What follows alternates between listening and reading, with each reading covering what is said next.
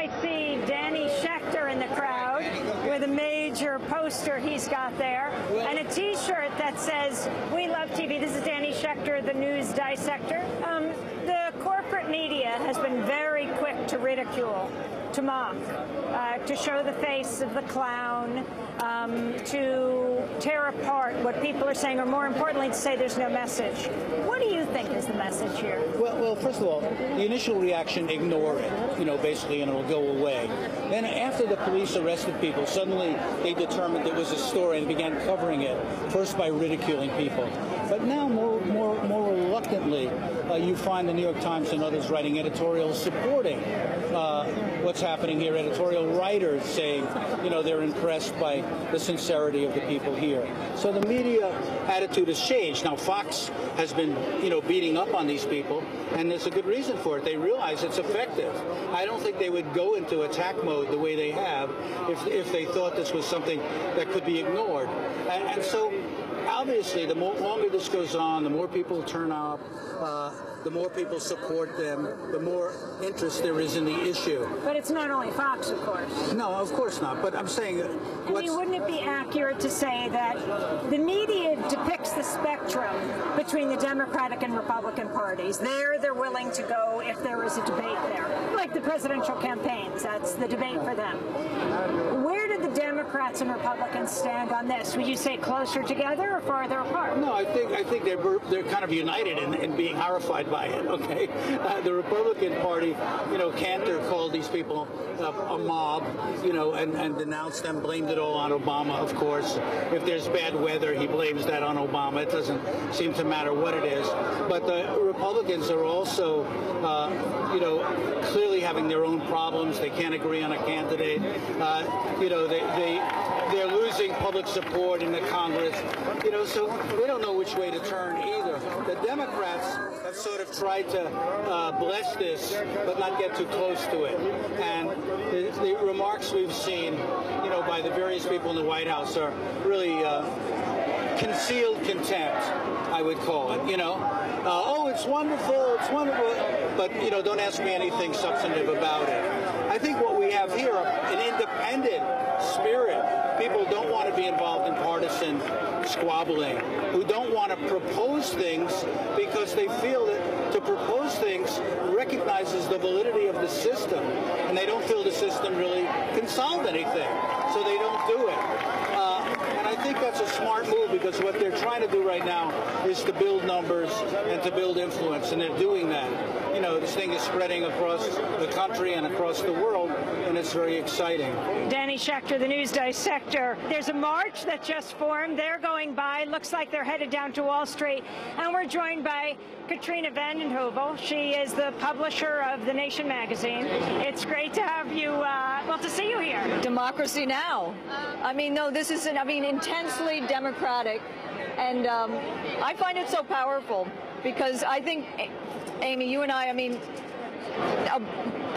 politics in the broadest sense is a moral issue. And the moral clarity of this movement is what I think has moved people to get up and walk and be in motion. And what's so interesting to me is I was here last Wednesday for the march to Foley Square, that so many groups which have been trying to get some energy are finding the spark in here and coming together. And I think this movement is strong enough to stand tall for its issues, but the broader building across the country and with different groups that have been working hard for years. It's very exciting. So you traverse two worlds. You're in the independent media, and also you're often invited into the corporate media, into the networks. What do you think of their coverage of what's going on here? Good question. I think, first of all, corporate media has a very hard time covering movements, unless it's the Tea Party, covering direct democratic action. At first, you know this, the beginning of coverage in the corporate mainstream media was very contemptuous, was kind of snarky. But it has moved in many places. The New York Times editorial yesterday was respectful. People can't avoid the voice they're hearing from here, Occupy Wall Street, and from Occupy encampments around the country. There will be a backlash. We're already hearing people talk of mobs, but right now, Talk of mobs. I mean, this is democracy in action.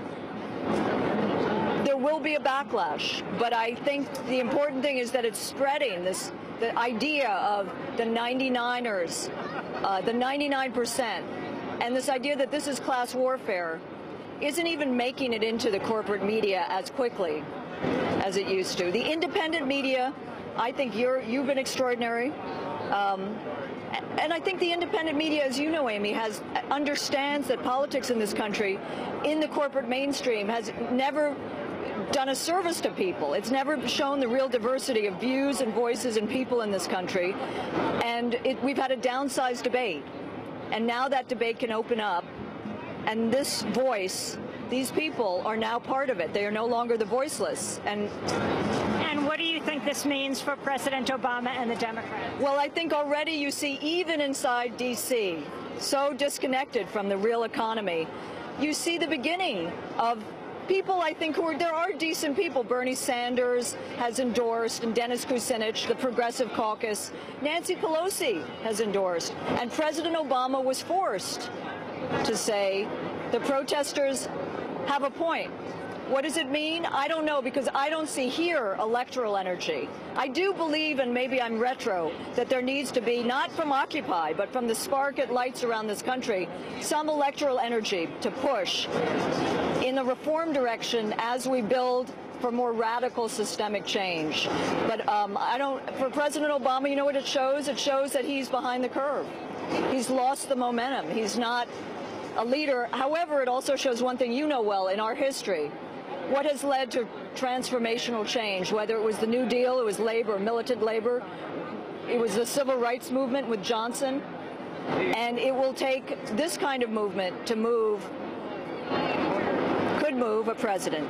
But all great change in this country has come from women's movements, gay rights movements, environmental movements, and we've seen a lot more. I don't know, were you arrested in Washington at the pipeline, the Keystone Pipeline? That too